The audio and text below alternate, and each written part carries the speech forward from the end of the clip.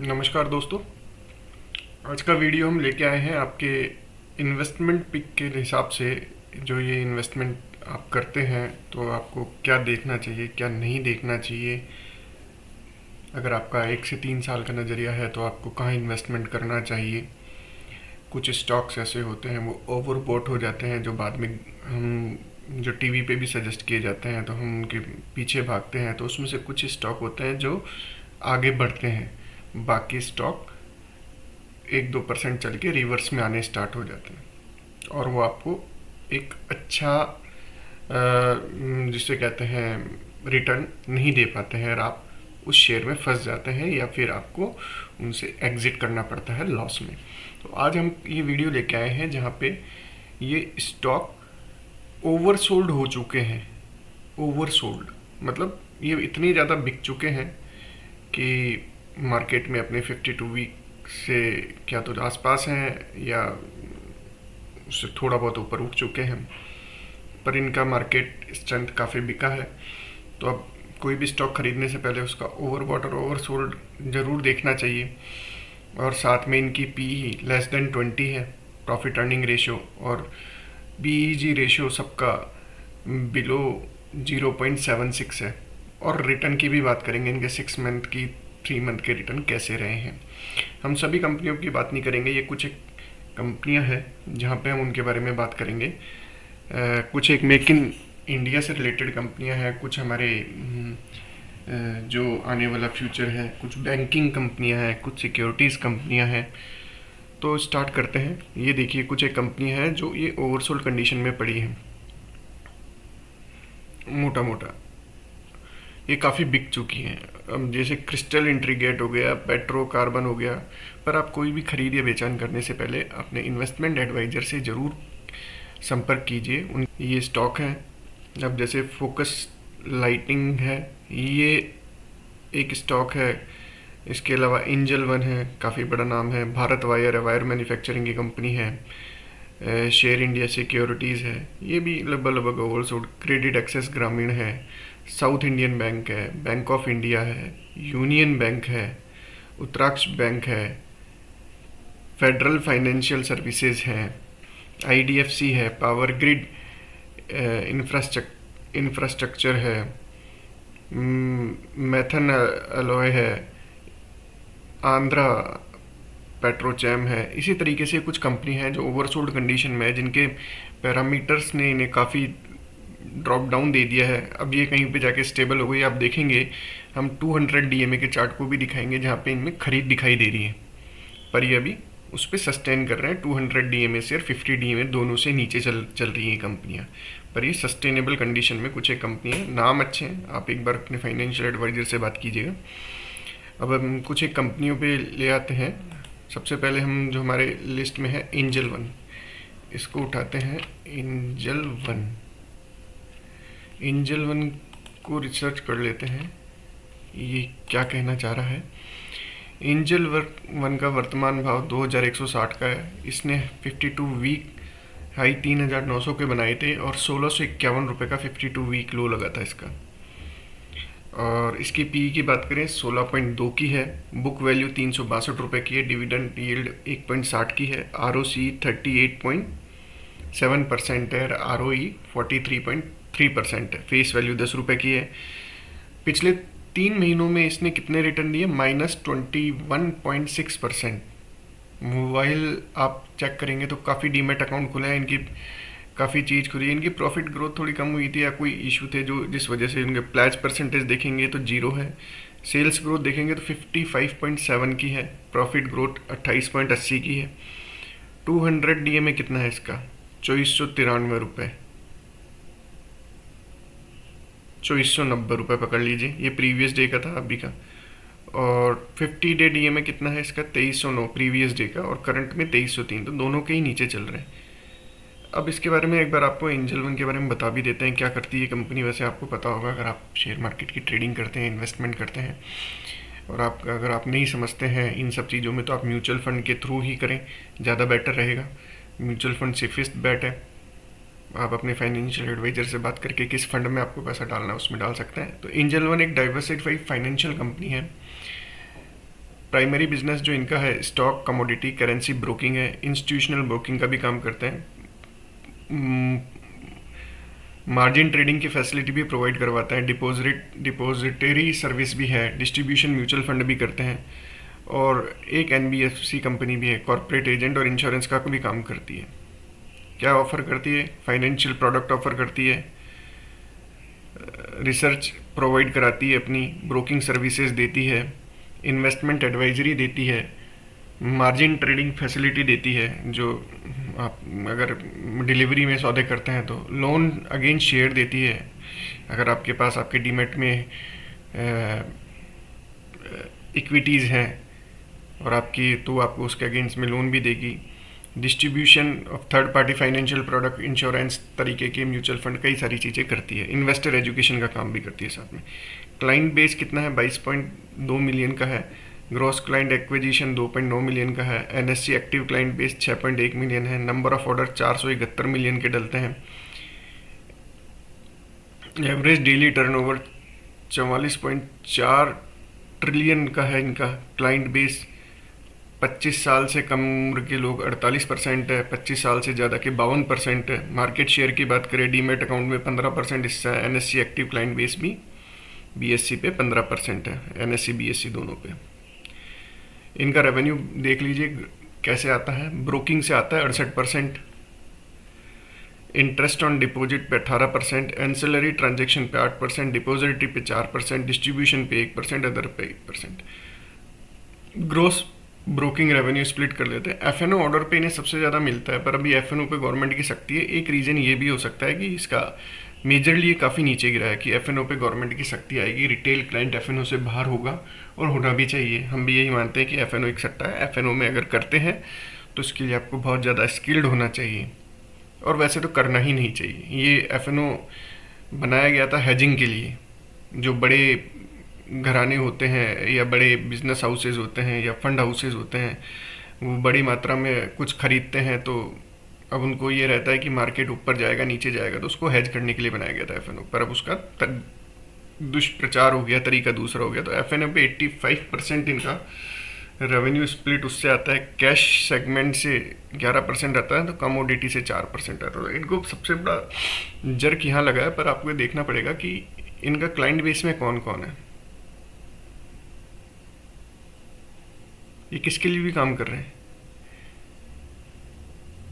ये बड़ी fund agencies के लिए भी काम कर रहे हैं। आप ये देखेंगे ना, यहाँ पे कहीं पे मैंने बताया भी था, अभी आपको मिल जाएगा।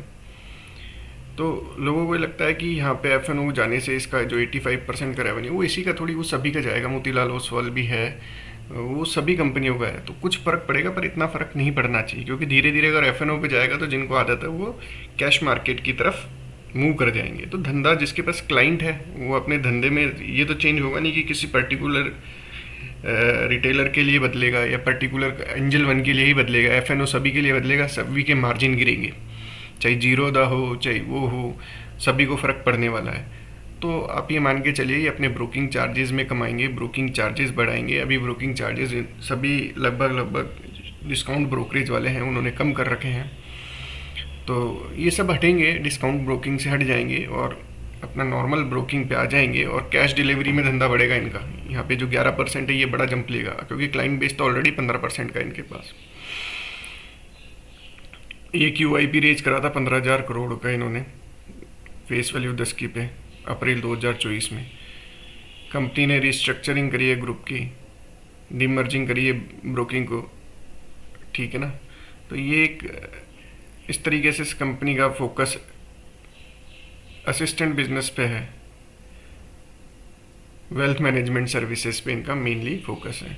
तो कंपनी के बारे में बात कर ली, अब कंपनी की आपको डिटेल दिखा देते हैं। अब जी फैक्टर देखिए 7 का है इसका, और पिट्रियट्स स्कोर 2 का है, और ग्राम नंबर 1068 का। 1068 के ग्राम नंबर के अगेंस्ट में, इतना हैवी ग्राम नंबर है, एक्चुअल वैल्यू जिसको निकालते हैं हम, उसके अगेंस्ट में तो ज़्यादा महंगा नहीं है, लगता भी नहीं है महंगा। बाकी आप अपने फाइनेंशियल एडवाइजर से बात कीजिए। अब देखते हैं इसमें क्या हो रहा है। आपने एक चीज़ नोटिस करी होगी, ये अभी ये ब्लैक लाइन 200 DMA की है, येलो लाइन 50 DMA की है। ये क्या कर रहा है, इसने अपने जब इसके वॉल्यूम, यहाँ देखिए वॉल्यूम बढ़ रहे थे, नीचे लाइंस जा रही हैं, ये वॉल्यूम्स की लाइन है, ये वॉल्यूम्स बढ़ रहे थे, तब ये उसके बाद, बीच में नहीं, उसके बाद इसने अपना पीक बनाया था यहाँ पे 3,795 रुपये का इस साल में। और जब पीक बनाया था उसके बीच में कुछ वॉल्यूम आए थे, बीच में वॉल्यूम नहीं थे, तब भी इसका बढ़ रहा था क्योंकि लोगों ने डिलीवरी में शेयर ले रखे थे। ठीक है, आप यहाँ पे देखिए फिर ये डाउन हुआ थोड़ा सा, जनवरी के बाद में डाउन होना स्टार्ट हो गया था। ये जनवरी में पीक बना था 17 जनवरी के आसपास इसका, 15 जनवरी का, फिर डाउन हुआ। पर आप यहाँ पे देखिए, आप इसकी खरीद स्टार्ट हुई थी यहाँ से, तो ये बड़ी लाइनें दिख रही है ना। अब वापस आप ये देखिए 200 DMA और 50 DMA क्रॉस करा है, यहाँ पे से देखिए एक सबसे बड़ी खरीद लाइन दिख रही है। उसके बाद ये देखो फिर बड़ी बड़ी खरीद लाइन आ रही है, और यहाँ पे आपको वॉल्यूम अक्यूमुलेट होता हुआ दिखाई दे रहा है, जो सेम ऐसी कंडीशन पे यहाँ होना स्टार्ट होता है, तो वॉल्यूम डिलीवरी में बढ़ रहा है। तो आने वाले टाइम में जब लोग बेचेंगे नहीं और एक्यूमुलेट होता रहेगा, अगर 1 से 3 साल का आपका नज़रिया है, तो ये ओवर क्रॉस करके आपको वापस कहीं ना कहीं, हो सकता है पुरानी पे नहीं पर अच्छी जगह मिलेगा। एक ही चीज़ है, प्रमोटर ने लास्ट क्वार्टर में अपना 2.58% हिस्सा कम करा है। कंपनी का क्वार्टर में इतने काफ़ी अच्छे रिटर्न एक्सपेक्टेड हैं। सबसे अच्छी प्रॉफिट ग्रोथ 69.8 CAGR, लास्ट 5 साल की ग्रोथ देखिए, लगभग ऑलमोस्ट 70, ये 5 साल में 70% की CAGR से बढ़ाई। तो इस रफ्तार से बढ़ना बहुत बड़ी चीज़ होती है किसी भी शेयर ब्रोकिंग कंपनी के लिए, फाइनेंशियल सपोर्ट करने वाली कंपनी के लिए। तो 15% क्लाइंट मार्केट में तो काफ़ी बड़ा क्लाइंट स्कोप है इनके पास। कंपनी के return on equity track record भी, ROE 3 साल के 42.2% है। कंपनी ने हेल्दी डिविडेंड पे आउट कराया 33% का, और डेप्टर्स डे भी आपने इम्प्रूव करे हैं, पहले 59 थे, अब 41.6 डेज हो गए हैं। देख लेते हैं किसके क्या पी हैं, कंपेटिटर में देख लेते हैं। मोतीलाल ओसवाल 13.31 की पी है। 6 मंथ के रिटर्न देखेंगे तो आप इसके 41.99 है। ठीक है, और 3 मंथ के देखेंगे तो 3.59 है। ICICI सिक्योरिटीज़ 13.27 है, 6 मंथ की 1.88 है, और 3 महीने के 9.60 है। नुआमा हेल्थ 30.20 का पी है, पी काफ़ी है। 3 महीने के रिटर्न देखेंगे तो 24.95 के हैं, 6 महीने के 42 पॉइंट हैं। एंजल वन के देखिए आप, 3 महीने में 21.63 हैं और 33.11 है। क्योंकि पीक पे जाता है तो पीक से टूटता भी है, सबसे बड़ी बात ये है। कोई चीज़ पीक पे जाके आती है तो पीक पे टूटती भी है। इसी तरीके से IIFL सिक्योरिटीज़ देखिए 10.52 है पी, और 6 महीने के रिटर्न देखेंगे 29.79 है, 3 महीने में देखेंगे 28.41 है। शेयर इंडिया सिक्योरिटीज़ देखिए 289.50 के भाव है, 13.22 की इसकी पी है, 3 महीने के रिटर्न -22.70 और 6 महीने के 25.10 है। तो ये 2 कंपनियां ऐसी है जहाँ पे ये रिटर्न नेगेटिव हो चुके हैं और ये काफ़ी टाइम से ओवरसोल्ड हो चुकी हैं। RSI की बात करें देखिए 42 है, यहाँ पे इसका 46 है। ठीक है, सेल्स की बात करें, सेल्स जून में क्या रही इनकी, हम बोलेंगे जून में भी 1405 करोड़ की सेल रही है। एक्सपेंसेस 935 करा है, ऑपरेटिंग प्रॉफिट 470 करा है। OPM मार्जिन परसेंटेज इनका घटा है, जो 39 था वो 33% पे आया है। तो थोड़ा बहुत इसे एक रीज़न ये भी था कि ये लोग घटे हैं अपने पुराने उससे। अभी चल रहा है अगस्त, जून में रिजल्ट में थोड़ा फ़र्क था, पर लॉस मेकिंग नहीं थी ये कंपनी, प्रॉफिट मेकिंग ही थी। पर क्या पुराने रिजल्ट से लोगों के एक्सपेक्टेशन होता है ना कि बढ़ता चलेगा। किसी भी चीज़ का एक ओवरबॉट और ओवरसोल्ड कंडीशन आती है, तो एक पीक से तो ये ओवरबॉट हो चुका था, जो बिकता ओवरसोल्ड कंडीशन में भी पहुंच गया है। मोटा देख लेते, नेट प्रॉफिट 293 करोड़ का था जून में, जो लास्ट क्वार्टर अभी गया है। EPS देख लेते हैं 32.49 की थी। अब इसकी बुक वैल्यू कैसे निकालें शेयर, तो बुक वैल्यू आपको अगर निकालनी है तो अब मैं आपको बता देता हूँ, 1 मिनट। 362 की बुक वैल्यू है इसकी, तो बुक वैल्यू 362 की है। पीयर का कंपैरिजन हमने कर लिया, सेल्स हमने देख ली, प्रॉफिट एंड लॉस देख लेते हैं। 4870 की थी। एक्सपेंसेस, ये मैं साल दर साल की बता रहा हूँ, ये टारगेटेड है। 4870 का एक्सपेक्टेड है, 3028 की है, 1842 का रहने का अनुमान है, 38% कुछ कम होगा। ये देखिए आप यहाँ पे ये 26% की रही है। यहाँ पे इसका डिविडेंड पे आउट घटा है। अब ये यहाँ पे कुछ चेंजेस हुए, टारगेटेड है। अब ये देखिए ना, 5 साल में प्रॉफिट कंपाउंड ग्रोथ 70% की है, 3 साल में टारगेटेड 29%। हाँ ठीक है, कंपनी कोई भी बड़ी कंपनी होती है, बढ़ती है तो अपने एक बढ़ना भी उसी प्रकार में होता है, आकार में होता है, घटना भी आता है। तो घटती है तो एक फिर वो कंसोलिडेशन पे आती है, कंसोलिडेट करती है। तो कंसोलिडेट हुआ है इसका, 1 साल में 23, 3 साल में 22, price CAGR, return on equity 42, 45, 43। इधर देखिए आप 42, 45, 43, 5 साल की। कंपाउंड सेल्स ग्रोथ देखिए बढ़ी रही है और टारगेटेड भी बढ़ेगी। बैलेंस शीट, CWIP, ऐसी कंपनियों में CWIP कम होता नहीं है इतना ज़्यादा, क्योंकि इनमें इतना उस पे काम नहीं होता। हम मैन्युफैक्चरिंग में CWIP, इंडस्ट्री में बात करते तो वहाँ करते हैं। ROC 39% है। प्रमोटर ने अपना स्टेक कम जरूर करा है, FII ने भी अपना स्टेक बेचा है, इस वजह से गिरा मेजरली। पर यहाँ आप देखेंगे DII ने अपना स्टेक बढ़ाया है। तो आपने दो चीज़ नोटिस करी है कि पब्लिक निकल गई थी जो वापस आई है, अभी आपको ऊपर वॉल्यूम दिखाया था, और पब्लिक प्रमोटर ने अपना कुछ स्टेक कम करा था। तो ये 2 जगह से कम हुआ है, FII, प्रमोटर और पब्लिक, 3 जगह से कम हुआ है। पर ये हमारे पास डेटा जून तक का है। अब रिसेंटली ट्रेड्स में देख लेते हैं क्या हुआ है।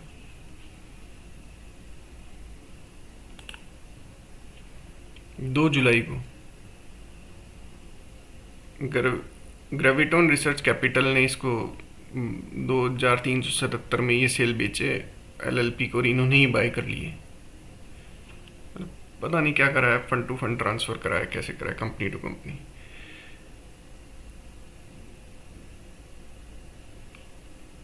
तो बल्क डील देखी, सस्ट, केवल ग्रेविटॉन का ही है, ठीक है ना। तो ये आज हमने इसकी बात करी। ऊपर मैं फिर दिखा देता हूँ आपको वॉल्यूम इसके। ये देखिए यहाँ वॉल्यूम बनने स्टार्ट हो गए, यहाँ वॉल्यूम खत्म हो गए थे, नीचे गिर रहा था जहाँ पे।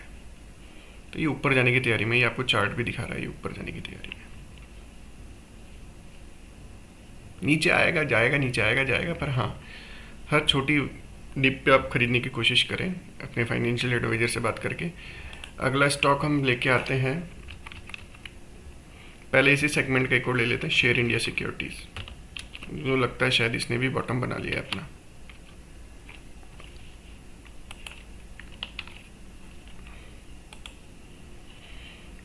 वर्तमान में 290 का है,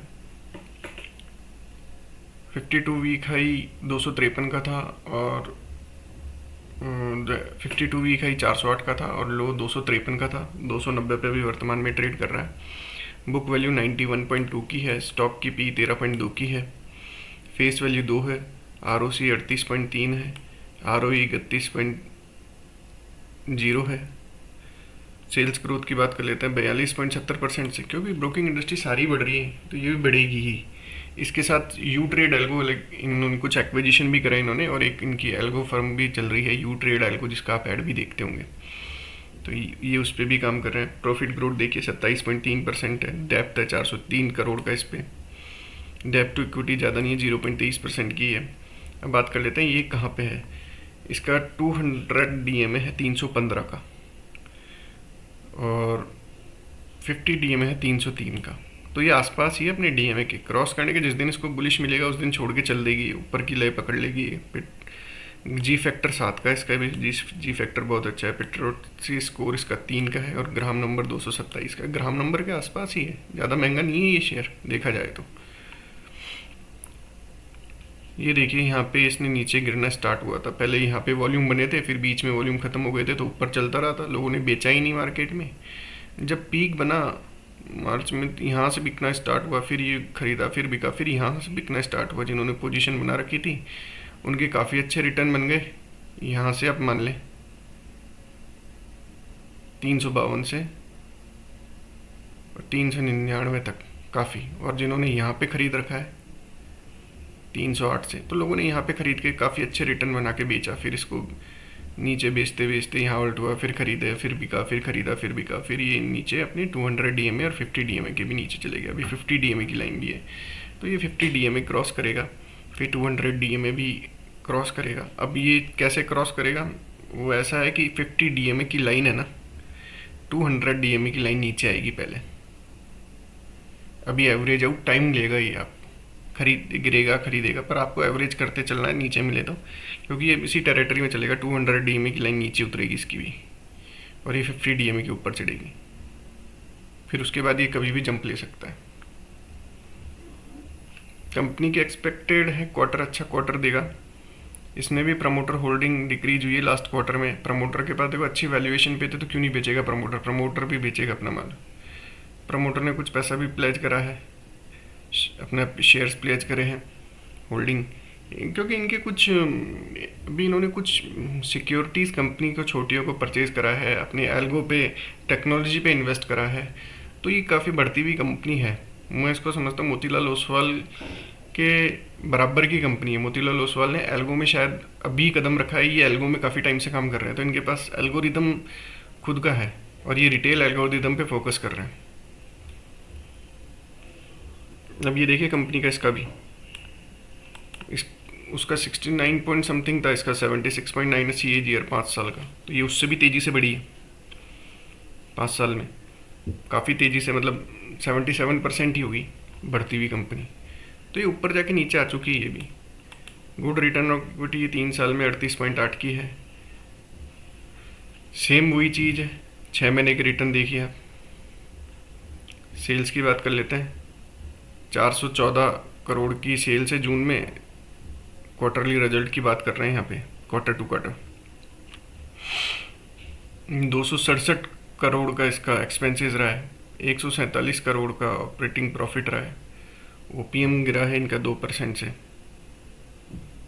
अदर इनकम 7 बढ़ी है इनके पास, क्योंकि इनके पास अदर भी इनकम सोर्स के जरिए ही, अब जो यू ट्रेड है वो समझ लीजिए, खाली सिक्योरिटी फर्म ही नहीं। इसके बारे में मैंने आपको बताना भूल गया, अभी बताते हैं इसके बारे में।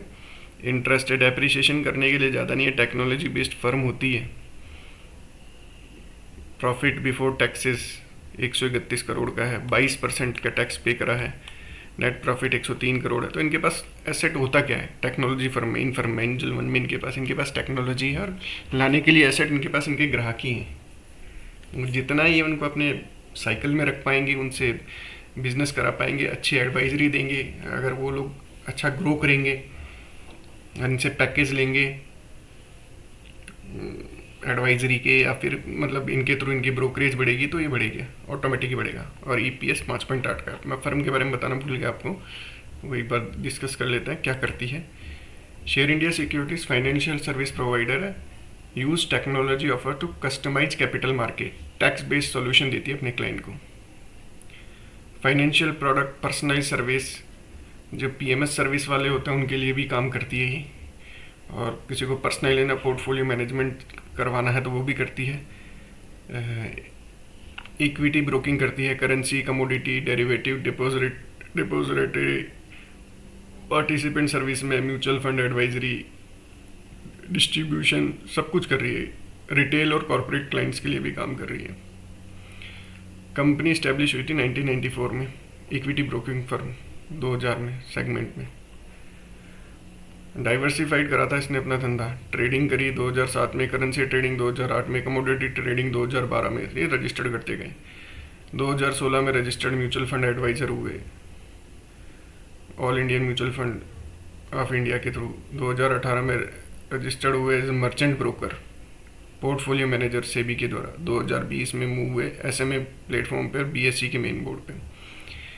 NSE कैपिटल मार्केट इनका शेयर से 1.3% है, NSE फ्यूचर 2.5% है, NSE ऑप्शन 3.7% है, BSE CM 1% है, NSE करंट से फ्यूचर 6.3% है। मार्केट शेयर की बात कर रहा हूँ, कितना किस मार्केट में इनके पास कितना धंधा है, हम ये अपना होल्ड रखते हैं। NSE करेंसी फ्यूचर में 6.3 है, NSE करेंसी ऑप्शन में 10.6 है। आप कमोडिटी NCDX और MCX में 10% है।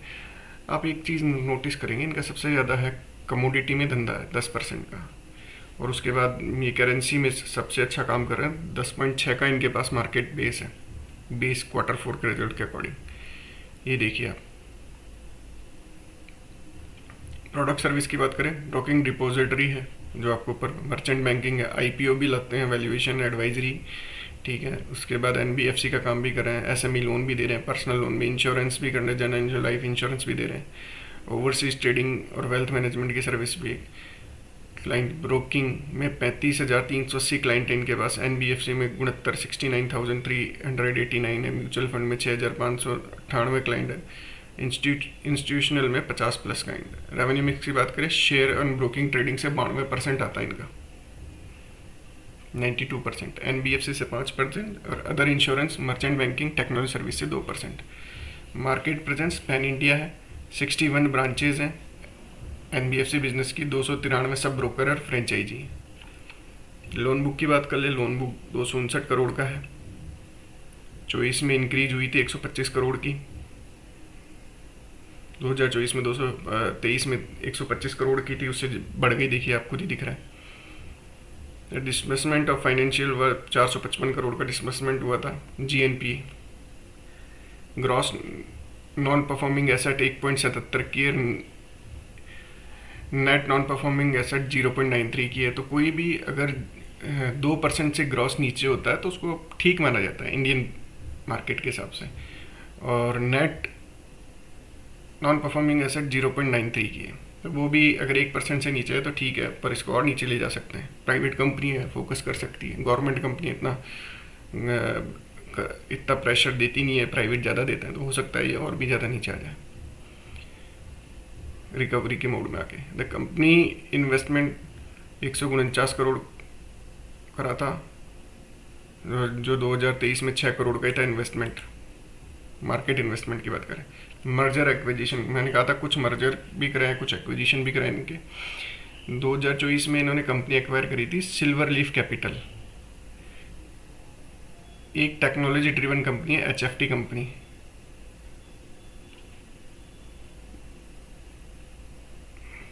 ये मैथमेटिकल अपने एल्गोरिदम बना के उससे ट्रेड कराने वाली कंपनी थी, उसको करा था इन्होंने, उसके बारे में यहाँ पे बताया गया है।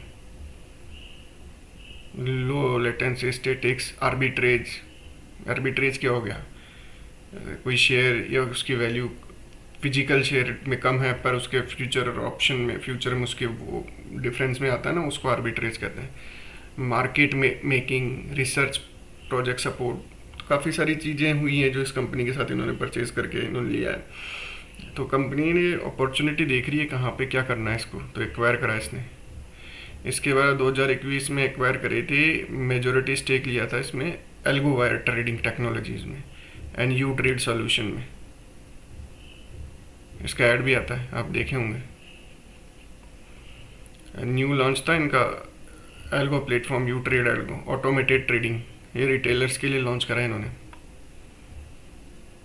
Retail platform IBTA digital enable account opening and platform system, ये ऑटोमेटिक है। शेयर स्प्लिट करा इन्होंने मई 2024 में, बोर्ड से अप्रूव के बाद शेयर स्प्लिट कराया। 1 share of ₹10 into 5 share of ₹2, 1 से 2 में तब्दील हो गए। मार्च 2023 में राइट इशू आया था, fully paid up right issue था शेयर्स का, इक्विटी शेयर 700 करोड़ का था। ये डिबेंचर वारंट को कैश में जारी भी करे थे। तो ये हमने इसके बारे में डिस्कस कर लिया। तो एक तरीके से ये एंजल वन हो गई, शेयर इंडिया हो गई, ये बेसिकली इंडिया की टेक्नोलॉजी बेस्ड कंपनियां हैं जो IT फर्में हैं देखा जाए तो, पर इन्होंने अपने आप को शेयर ब्रोकिंग में नाम कमा लिया है। और देखा जाए तो इनके पास लेके सॉफ्टवेयर ही हैं और मैन पावर है, कुछ रजिस्ट्रेशन है, और जो पैसा है मार्केट से कमा रहे वो है। तो ये खुद ही, इनके पास ऐसा नहीं है इनको ज़्यादा बड़ा इन्वेस्टमेंट करना पड़ता है, इनको क्लाइंट एक्वायर करने पड़ता है। जितने क्लाइंट होंगे, जितना क्लाइंट मार्केट में पैसा डालेंगे, उस हिसाब से ग्रो करते हैं। तो ये ऐसी कंपनी है जहाँ पे देखा जाए तो काफ़ी फ्यूचर इन्हीं का है, क्योंकि लोग आने वाले टाइम पे इन्वेस्टमेंट ऑनलाइन, आजकल हर कोई ब्रोकर के पास नहीं जाता, ऑनलाइन अकाउंट खुलवाता है, केवाईसी ऑनलाइन हो जाती है, फिर उसके बाद खरीद के लिए बेचता है, एडवाइजरी के लिए फ़ोन पे एडवाइजरी आ जाती है, पैकेज ले लेते हो तो आप इनसे, म्यूचुअल फंड ऑनलाइन खरीद सकते हो आप। तो बहुत सारी चीज़ें असिस्ट करते हैं, गाइड करते हैं आपको अगर एफएनओ में काम करना है तो इनके पास ये देखिए यू ट्रेड एल्गो, इस तरीके की टेक्नोलॉजी ड्रिवन है जहाँ पे आप काम कर सकते हैं। खुद ही ब्रोकिंग है। तो मैं ये सब बात कर लिया था। प्रॉफिट एंड लॉस की सालाना की बात करें, टारगेटेड जो आएगा 1620 का रहेगा, अनुमान है ये 941 का रह सकता है, 42% की ओपीएम रह सकता है। पिछले साल डिविडेंड पे आउट 5 का था और ईपीएस 20 का था जो 22 पॉइंट हुआ, और इस बार 25 का अनुमान रह सकता है। ये देखिए 77 की रही है कंपाउंड प्रॉफिट ग्रोथ, 3 साल में 74 की, टारगेटेड 27 की। बढ़ेगा। इंडियन मार्केट में अभी तक डीमेट अकाउंट देखे जाए तो कितने हुए हैं? हुए ही नहीं इतने। म्यूचुअल फंड भी अभी हर कोई नहीं कर रहा है, जिस दिन करना स्टार्ट हो जाएगा उस दिन तो इनके पास तो बहुत स्कोप है, एंजल वन और शेयर इंडिया के पास। ऐसी कंपनी को देखिए जो काफ़ी टाइम से रिटर्न जनरेट नहीं कर पाए, अपने 200 डीएमए के भी नीचे चल रहे हैं। अपने फाइनेंशियल एडवाइजर से बात कीजिए, और इन्वेस्टमेंट का अगर आपको प्लान लगता है तो कीजिए। बैलेंस शीट ज़्यादा देखने की जरूरत नहीं, क्योंकि इसमें CWIP मैंने कहा कि इनमें नहीं होता है। फैक्ट्रीज, बड़ी फॉर्म जहाँ पे इंफ्रा लगाना होता है उनमें होता है, इनको ज़्यादा बड़ा इंफ्रा लगाना ही नहीं होता है। ROC देखिए, मार्च 2024 में ROC गिरी थी, उसके पहले देखिए ग्रोथ इनकी। शेयर होल्डिंग पैटर्न देख लेते हैं। इन्होंने भी बेचा है बड़े अच्छे वैल्यूएशन पे, तो भाई प्रमोटर बेच के हल्का करेगा। FII ने भी थोड़ा बहुत बेचा है पर पूरी तरीके से नहीं बेचा। DII ने भी काफ़ी कुछ हिस्सा बेचा है, पर यहाँ पे पब्लिक ने बढ़ाया है। यहाँ पे जून में रिसेंटली क्या ट्रांजेक्शन हुए हैं, 31 जनवरी 2014 को प्रवीण गुप्ता जी ने बेचे हैं 2,30,000 शेयर 1922 रुपये में। 16 जनवरी 2024 को वारंट इशू करे हैं राजेश गुप्ता ने नदर में। 27 मार्च 2024 को भी वारंट इशू करे हैं। तो ये कुछ एक डिटेल राजेश गुप्ता। तो आने वाले टाइम की कंपनियां हैं जहाँ पे आपको रिजल्ट लगता है कि मार्केट बढ़ेगा तो ये बढ़नी चाहिए ना। ये तो दो ऐसी हो गई। उसके बाद हम बात करेंगे बैंकों की। बैंक भी कुछ ऐसे हैं कि अब आपको फोकस करना चाहिए, काफ़ी टाइम से गिर चुके हैं। अब कर लेते हैं मेक इन इंडिया के प्रोजेक्ट्स वाली कंपनियों पे। दो कंपनियां आज लिस्ट में ली है। एक कंपनी मैं आपको और बताऊंगा, मुथूट माइक्रो फाइनेंस है, उसको भी हम डिस्कस करेंगे, काफ़ी अच्छी कंपनी है। पर मेक इन इंडिया के ऊपर कुछ कंपनियां हैं जो गवर्नमेंट के प्रोजेक्ट्स हैं, जो हम चाइना में हम तक कैपिटल गुड्स की कंपनी है। ये देखिए FMEG जी ने कह सकते हैं, फास्ट मूविंग इलेक्ट्रॉनिक गुड्स। क्या करा है, 70 का अभी 77 रुपये का अभी ही इसने लो बनाया, जस्ट 90 रुपये पे पहुंच गया। काफ़ी टाइम से ये नीचे गिर रहा है, पर इसने अब यहाँ पे रिबाउंड ले लिया। 200 डेज 200 DMA 50 DMA सबको क्रॉस करके नीचे आ गया। कहीं पे जाके अब शायद सपोर्ट लिया इसने। तो ये ओवर सोल्ड में 10 पे ही चले गया था RSI इसकी, अब जाके शायद बढ़ गई हो तो पता नहीं है, अभी देखेंगे वो। ये देखिए अभी 218 के हाई से गिरा है। स्टॉक P 15.4 की है, बुक वैल्यू 19 रुपये 40 पैसे की है, ROC 39.20 की है, ROE 35.40 की है, फेस वैल्यू 2 है। अब रिटर्न देखिए 3 महीनों में क्या रिटर्न दिया है, -41%.4, प्लेज 0 है, सेल्स ग्रोथ 17.6 है। इस इंडस्ट्री में जिसमें ये काम कर रहे हैं ना, उसमें चाइनीज़ मार्केट का भी बहुत फोकस है। अनऑर्गेनाइज प्लेयर भी काफ़ी हैं, ठीक है।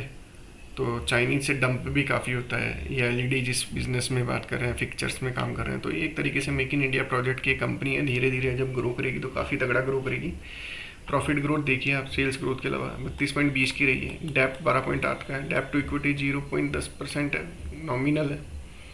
200 DMA 151 रहा है प्रीवियस डे का। वैसे देखो तो 150 रुपये का है, और 50 DMA 130 का है। तो ये धीरे धीरे ये भी अपने मतलब ओवरसोल्ड हो चुका है। अगर खरीदने का इन्वेस्टमेंट का मन लगता है तो अपने फाइनेंशियल एडवाइजर से बात करके इसमें भी आप बना सकते हैं। 77 का लो जाके 90 पे आ चुका है वापस। RSI 22 की हो चुकी है, 4 की 10 पे चले गई थी जहाँ तक मैंने लास्ट देखा था इसको, मतलब खरीद लौट गई है इसमें। वॉल्यूम भी नीचे देखेंगे हम। ग्राम नंबर 50 का है, जी फैक्टर 3 है, पिट्रोस की स्कोर इसका 6 है, काफ़ी अच्छा है। ये देखिए यहाँ पे नीचे लाइन बार्स आ रही है ना, ये खरीदारी की इतनी, पर यहाँ पे खरीदारी कितनी हुई ये देखिए। यहाँ से खरीदारी स्टार्ट हुई है, लोगों ने खरीदा, जिन्होंने बेचा इन्होंने खरीदा। अब मेरे हिसाब से लोग होल्ड कर रहे हैं इसको। मार्केट में जो मार्केट में माल अवेलेबल नहीं होगा ना, तो प्राइस ऑटोमेटिक धीरे धीरे ऊपर ही चढ़ेंगे। लोग बेचने वाले नहीं होंगे। डिमांड एंड सप्लाई का नियम काम करेगा, नहीं देंगे लोग, लोगों को लग रहा है नहीं देंगे। देखो 99 फटाफट 90 पे आ गया। Debtors day pro and cons में बात करें, कॉन्स में डेप्टर्स डे 98 से 140 हुआ है। प्रमोटर ने होल्डिंग डिक्रीज करी है 17.3% से। भाई रेट अच्छे थे, क्यों नहीं करते हैं, सबको ही करता है। कंपनी ने डिलीवर 31.7 CAGR से ग्रोथ करा है 5 साल में। तो इस हिसाब से ग्रोथ की आप देखें ना, अनऑर्गेनाइज मार्केट की भी कंपटीशन है, चाइनीज डंपी है, उसके बाद भी कंपनी की ग्रोथ देख सकते हैं। कंपनी रिटर्न ऑफ इक्विटी 32.3 की है, 2 की है। कंपनी क्या काम करती है वो बात कर लेते हैं। इनकॉर्पोरेट हुई थी 2005 में। Focus Lighting and pictures limited, manufacturing, trading, innovative light, LED pictures, ये सब बनाती है। चाइना की कंपनियों का माल हमारे यहाँ पे आके एक तरीके से उनको यहाँ पे इंस्टॉल करते हैं। ये खुद ही मैन्युफैक्चरिंग प्लांट है, खुद ही बनाती है सब कुछ। इवन ये दूसरी कंपनियों को के लिए भी काम करती है बना के, उनकी प्रॉक्सी प्ले भी करती है। बात करते हैं। कंपनी ऑफर कर रही है product range of retail industry, office retail industry, offices, home lighting, hospital lighting, different तरह की लाइटिंग प्रोजेक्ट्स में काम कर रही है। कैबिनेट लाइट्स है, डाउन कोव्स है, EOS है, लाइटिंग सिस्टम है, पेंडेंट है, काफ़ी सारे तरीके की लाइटिंग पे काम कर रही है। रेवेन्यू बाइफिकेशन पे बात कर लेते हैं। Q4 के जो आए थे, इसके Q3 के 2024 के, रिटेल लाइटिंग से 51% रेवेन्यू आया था। देखो इनका फोकस, देखो रिटेल पे 50% धंधा है, मतलब ऐसी बात नहीं है। इनका फोकस ये इंस्टीट्यूशनली प्ले कर रहे हैं। 51% रिटेल बिजनेस है इनका। और होम लाइटिंग से कितना, 48%, मतलब डिस्ट्रीब्यूशन चैनल बहुत स्ट्रॉन्ग है। मार्केट में इतना धंधा रिटेल में लाना, मतलब डिस्ट्रीब्यूशन बहुत ही ज़्यादा स्ट्रॉन्ग है इस कंपटीशन मार्केट में, जिसमें सिस्का भी लाइट बेच रहा है, जिसमें काफ़ी सारी कंपनियां लाइट बेच रही हैं, सूर्या, बहुत सारी नाम अनगिनत नाम है। पर 51% स्टेक देखो आप रिटेल का, और बाकी 49% का इनका इंडस्ट्रियल होगा। अब ये देखिए, इंफ्रास्ट्रक्चर रेलवे से 1% आया इनको, होम से 48% आया। इनके ब्रांड्स जो मार्केट में है, प्लस लाइट के नाम से आता है, प्लस लाइट टैग, ट्रिक्स और ल्यूमिनस एंड बियॉन्ड के नाम से इनकी लाइटें हैं। एक्सपीरियंस सेंटर कंपनी ने खोला है बेंगलुरु, हैदराबाद में इनका एक शोरूम है, जहाँ पे आप अपने घर की सजावट के लिए। मेट्रोज़ में खोला है, एक मुंबई के नरीमन पॉइंट में भी 45 स्क्वायर फीट का खुलने जा रहा है, जो इन्फॉर्मेशन है। क्लाइंट की बात करें, BMW है, अरविंद है, ड्यून है, इकिया है, रिलायंस है, टाटा मोटर्स है, ग्यूज है, मर्सिडीज़ बैंड है, इनके लिए भी लाइटें सप्लाई कर रही है। सब्सिडीज कौन कौन सी है इसकी कंपनी की सब है। Plus light tech FJID UAE में है इसकी। Focus lighting fixture PT limited Singapore में है। Focus lighting corporate Delaware USA में है। तो आप बात करें तो ये काफ़ी, इसका धंधा बाहर भी फैला हुआ है, इनकी सब्सिडीज बाहर भी हैं। अब जियोग्राफिकल रेवेन्यू की बात कर लेते हैं, कहाँ से कितना धंधा आ रहा है। इंडिया से 88%, मतलब इसको बाहर की रिक्वायरमेंट नहीं है, पर एक्सपोर्ट पे भी काम कर रही है। देखिए सिंगापुर में 11% है, दुबई में 1% है। रेवेन्यू बाइफिकेशन की बात करें, कस्टमर वाइज टॉप 10 कस्टमर 37% है। 37% कस्टमर से 10 कस्टमर 37% आता है, जो 2023 में था, और 22 में 35। तो इन्होंने जो अपना टॉप 10 कस्टमर्स जो उनसे धंधा बढ़ाया ही है, कम नहीं करा है, 2% बढ़ाई है। पार्टनरशिप प्रोडक्ट डेवलपमेंट में इन्होंने करा है Bartenbach GmbH and international leader of creation development और state of art the optics, इनके साथ इनकी पार्टनरशिप है। कॉन्ट्रैक्ट मैन्युफैक्चरिंग मैंने कहा ना, प्रॉक्सी प्लेयर भी है ये। ये देखिए company type Schweitzer, the largest retail light vendor Europe की, उसके साथ इन्होंने टाइप करा है और उसकी अब ये मैन्युफैक्चरिंग करके प्रोवाइड कराएंगे उसके क्लाइंट्स को। तो कंपनी के पास काफ़ी बड़ा धंधा है। Company has developed indigenous product for Vande Bharat trains के लिए भी इन्होंने लाइट्स डेवलप करी हैं। तो कंपनी का विज़न भी बड़ा है, मोटो भी बड़ा है, कंपनी भी काफ़ी अच्छी है। सब कुछ हमने शायद डिस्कस कर लिया है इसके बारे में। तो आज हमने किन 3 कंपनियों पे बात करी है? Angel One, Share India Securities और Focus Lighting and Fixtures. Oversold में है। तो आज के लिए वीडियो में 3 कंपनी, अगले वीडियो में हम कम से कम 3 से 4 कंपनी और लेके आएंगे जो ओवरसोल्ड कंडीशन में, जहाँ पे आप इन्वेस्ट कर सकते हैं। उनमें बैंकिंग सेक्टर के भी कुछ नाम हैं। तो धन्यवाद। आपको ये वीडियो कैसा लगा ज़रूर बताइएगा। लाइक, सब्सक्राइब और कमेंट कीजिए। इनमें मेरी खुद की पोजीशंस भी हो सकती है, मेरे मिलने वाले की पोजीशंस भी हो सकती हैं। तो आप अपने रजिस्टर्ड आपके इन्वेस्टमेंट एडवाइज़र है, फाइनेंशियल एडवाइज़र है, उनसे बात करके कीजिए। ये वीडियो केवल एजुकेशन पर्पज़ से बनाया गया है कि इनके फंडामेंटल्स दिखाए गए हैं कि ये ओवरसोल्ड है। टेक्निकली इनके फंडामेंटल्स क्या हैं। तो आप जब भी इन्वेस्टमेंट प्लान करें उनसे कीजिए, हमारी बातों पे डिस्कस करने से पहले, क्योंकि कोई भी इन्वेस्टमेंट आपके फ्यूचर को डिसाइड करता है। पर हमारा मानना है कि 1 से 3 साल के लिए अगर आप ऐसी कंपनियों में इन्वेस्ट करते हैं तो you will get a good amount of return, क्योंकि काफ़ी बिक चुकी हैं, काफ़ी रिटर्न नहीं आए हैं, काफ़ी टाइम से नेगेटिव रिटर्न रहे हैं। तो इन्होंने जो अपना पीक बनाया था ना, उससे ख़त्म हो चुकी है। और अभी कुछ कंपनियां जो पीक बना रही है, लोग उनमें पैसा डाल रहे हैं, वो आगे जाके फंसेंगे और उनमें पैसा अटक जाएगा, फिर उनके लॉस क्रिएट होंगे। म्यूचुअल फंड क्या करते हैं, वो 2 तरह की कंपनियां देखते हैं, जैसे HAL जैसी, जिनके पास ऑर्डर्स के लिए काफ़ी, हिंदुस्तान एरोनॉटिक्स के लिए काफ़ी 2032 तक के ऑर्डर पड़े उनके पास और आगे भी आते रहेंगे, प्रॉफिटेबल रहेगी। वो नीचे गिरता है तो खरीदते हैं। एक तो ऐसी कंपनी हो गई। एक ऐसी कंपनी होती है जहाँ पे वो अपने पीक से ऑलरेडी डाउन जा चुकी होती है। तो HAL तो डाउन जा नहीं सकती ज़्यादा, क्योंकि उनके पास तो हर बार डिफेंस की आवश्यकताएं पूरी कर रही है। तो डिफेंस सेक्टर भी एक ऐसा सेक्टर है, पर देख के इन्वेस्ट करना है अभी उसमें, क्योंकि हो सकता है कि वो एकदम से काफ़ी ज़्यादा चल चुका है। ये चल चुके थे और 3 महीनों में, 6 महीनों में नहीं चले हैं, नीचे आ गए हैं। अब इन्होंने कहीं ना कहीं अपना बॉटम खोज लिया है कि ये ढूंढ चुके हैं कि हाँ अब हमें इन्वेस्ट करना चाहिए। तो लोग वो देखना चाहिए कहाँ इन्वेस्ट करना है। धन्यवाद।